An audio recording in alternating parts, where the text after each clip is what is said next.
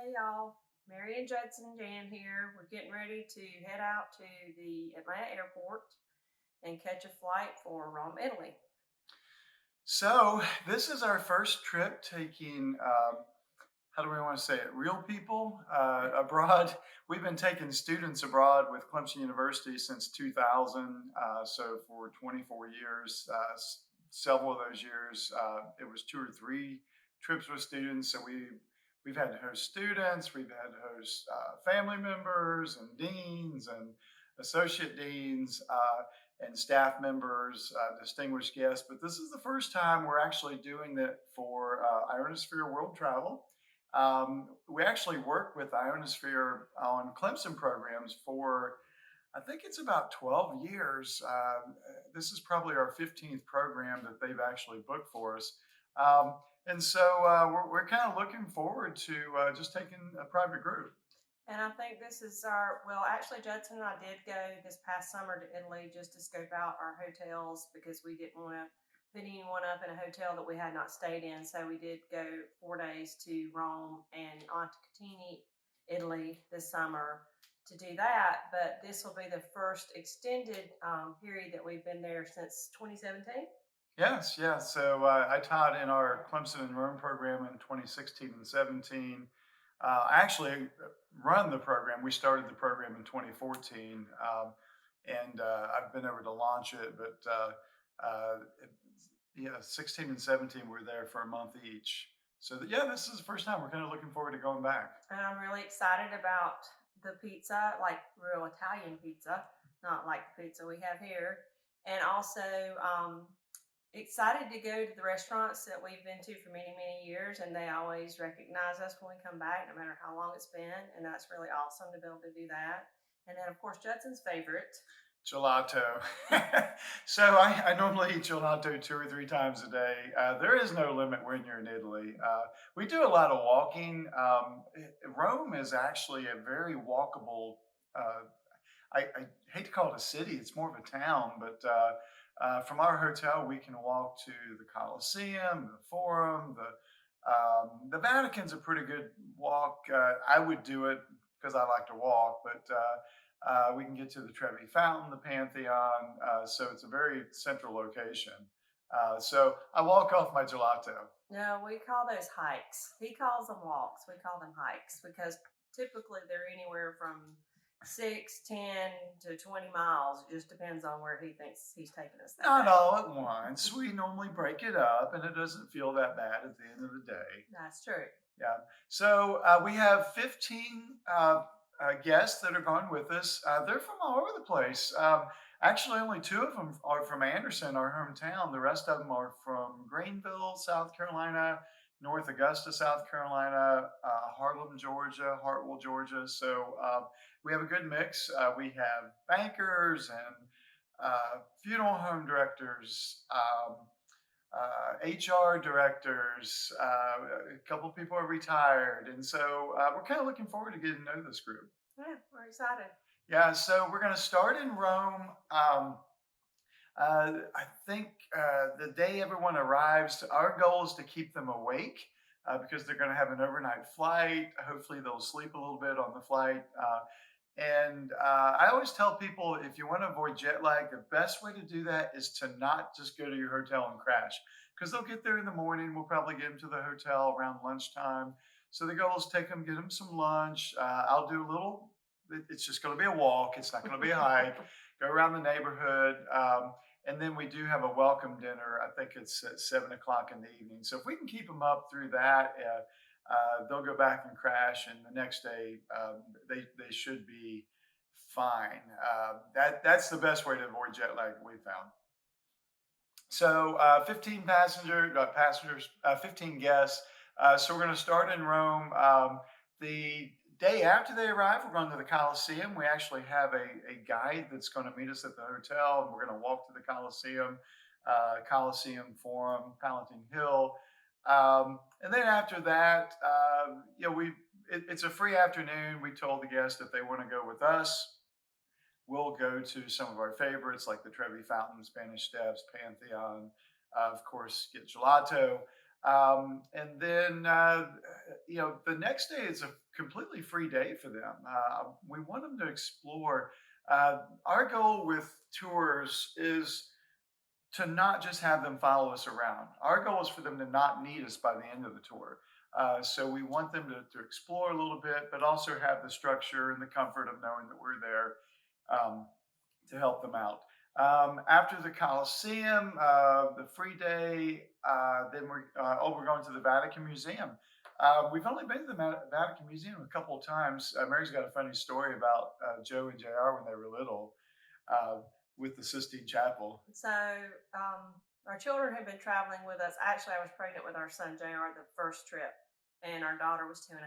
And then they've been going every year since. And so they were probably maybe 4 and 7 at the time.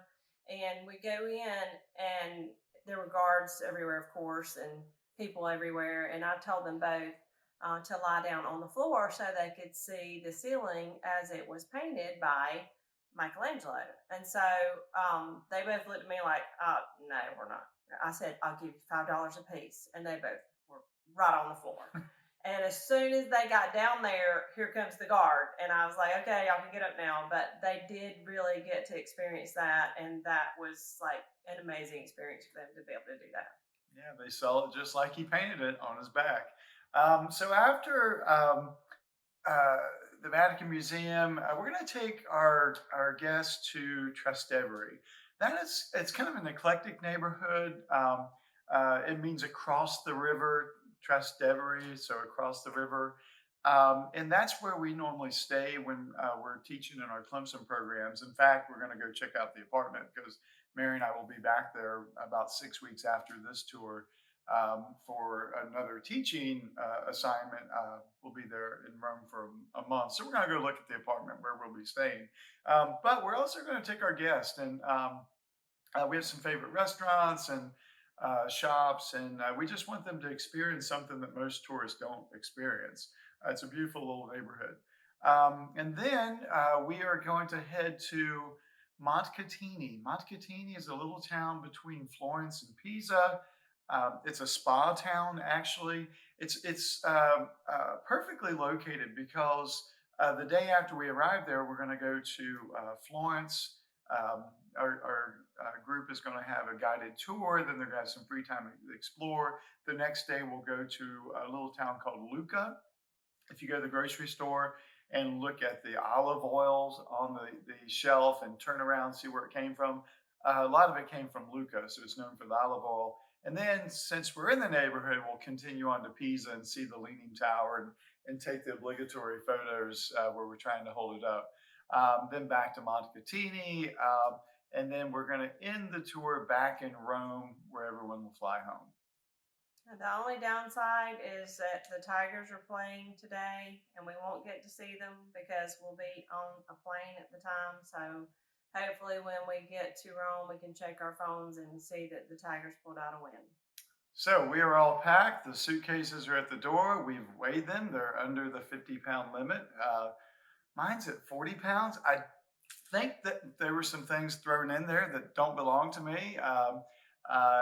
And I've got my laptop case. Mary's got her backpack. We're going to head to Atlanta right now. So we'll see you later. See you on the flip side. Go Tigers. Go Tigers.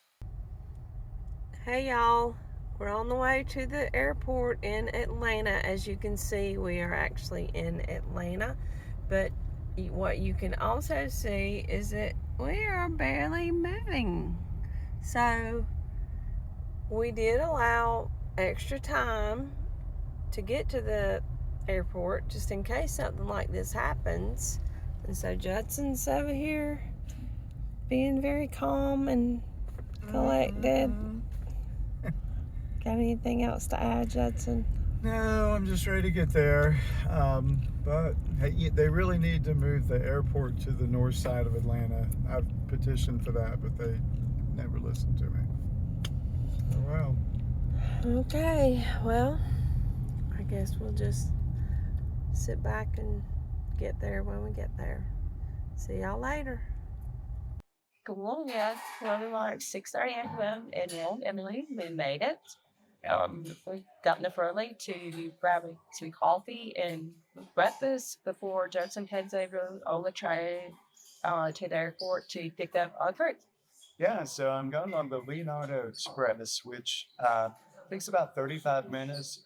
Our hotel, fortunately, is right next to Rome, Germany, which is the central rail station. And it has a direct train with no stops that leaves from here and goes right to the airport. So it takes 35 minutes. I'll get off the train, walk right to the terminal, and our guests should be arriving. So if everyone's on time, we should have them back here a little bit after lunchtime. And we're looking forward to one of Judson's walks/hikes.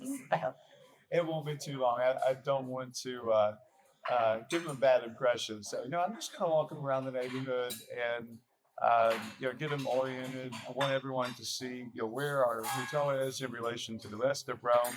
It's a very walkable city. So, but we're not going to go too far today.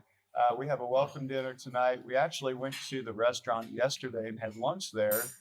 They went over the menu, and it's going to be a great experience. All right, so it's time for breakfast, y'all. All the people. Okay, here I am at the airport in Rome. I have my cappuccino. I'm waiting on our group to get here. 6 of them have already arrived. I've checked the board.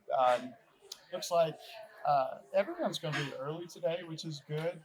So there's about an hour and 20 minutes in between the flights that are coming in. So what I'm going to do is take the group that gets here early and go upstairs. All the way up at the top, there's an eatery that's not very busy right now. I went and checked it out.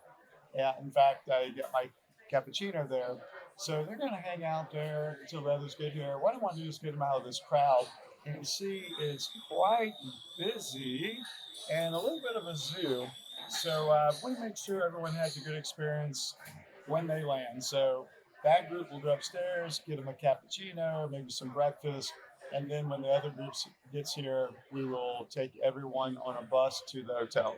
Okay, here we are at Lago Argentina, the site where Julius Caesar was assassinated on this day, the Ides of March in 44 BC. And the group pretty much wants to do the same thing to me right now because we just walked a long way and we're about to head back for dinner.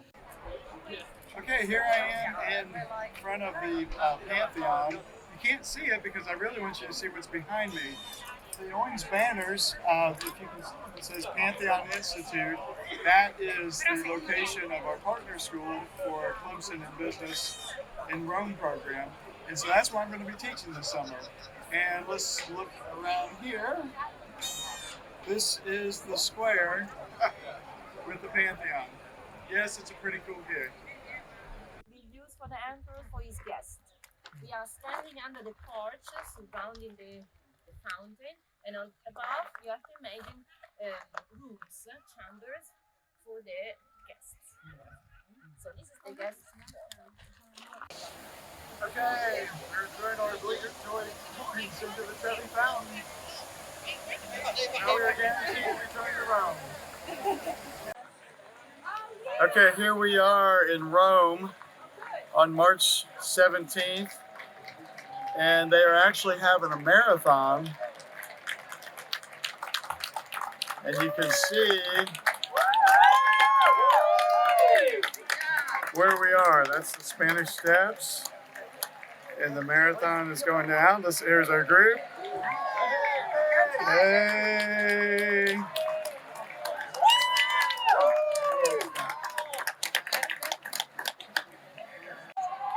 Okay, so it is St. Patrick's Day. Mary made me wear my green shirt. I actually had a purple shirt on this morning.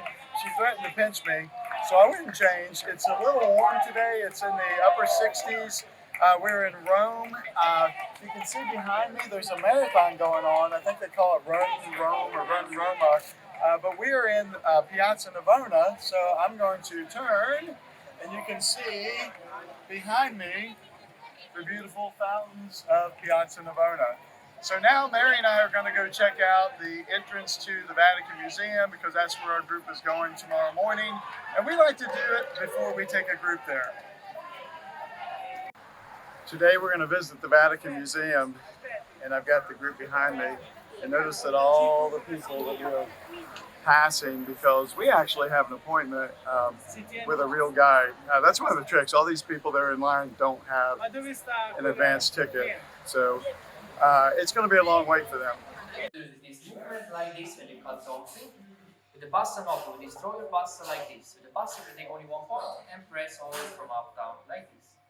First on both ends we cut a little bit away the bad parts like this. In Italy we don't throw this. We cut this in little pieces like this. And you put them into clear soups. Today we don't eat soup, so you can put it beside just move to it go so you don't waste any of your pasta. In Italian this is called mal tagliati, means translated just badly cut.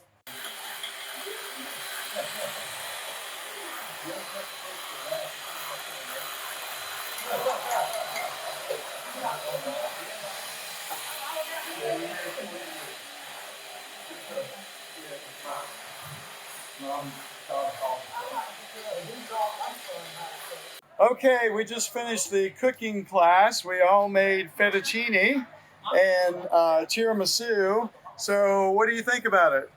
Great experience. Great experience.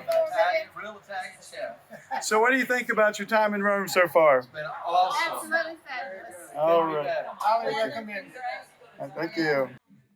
Okay, here we are in Marco Leather Factory in Firenze, Florence. And this is Marco, and he's going to show us the proper way to put on a leather jacket. This side should go here back and pull it. You did it well, Zach. Obviously. Nice. Double zipper too. Double zipper. If you want to sit down, eat more vino, cappuccino, pasta. Oh, whatever that is. I think I like it. Too much pasta. But yeah. Too much cappuccino. And you can. This one also, like you can fold the color. Oh, now he's showing off. Now I have to do everything. She makes me work. What I have. Grazie mille. Prego, prego. Okay, here we are in Montecatini, Terme.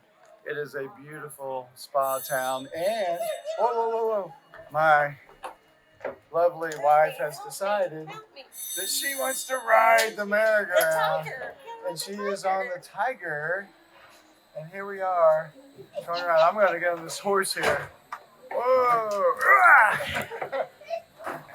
I made it. Here we go. Yay! I don't remember the last time I was on a merry-go-round. Hey y'all, we're in Montecatini, Italy. This is our last night here. We just had a great farewell dinner with our group back at the hotel. Everyone talked about how they've had an amazing time so far. We had a wonderful dinner, and I told Judson that I wanted to walk back downtown one more time because I wanted to ride the carousel. And you want to guess what she rode? The tiger. Of course. Yes. So, it's been a great tour. One thing that we wanted to do was make sure that everyone had a unique personal experience. We see the big box tours going by, and 50 people get off a bus. Everything's planned for them. They go here to here to here to here, and they have no clue what they've done. They have no clue how to do it on their own. And I was so proud of our group tonight when I was just looking at them and talking about, well, so what have we done? So yeah, we had a few things that were structured.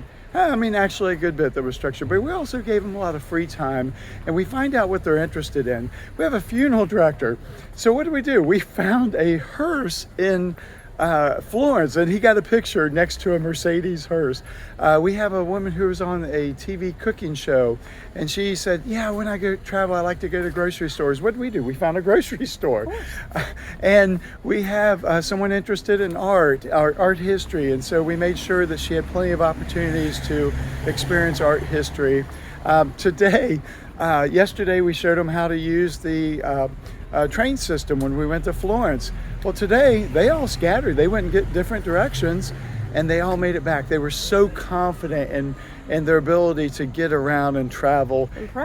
And proud of it. And our mission is accomplished. And tell you what, this is so much fun. I'm kind of pinching myself because I used to practice law. I've never had a day like this. And we hope that somebody out there would want to do this with us and join us on our next tour. Yep.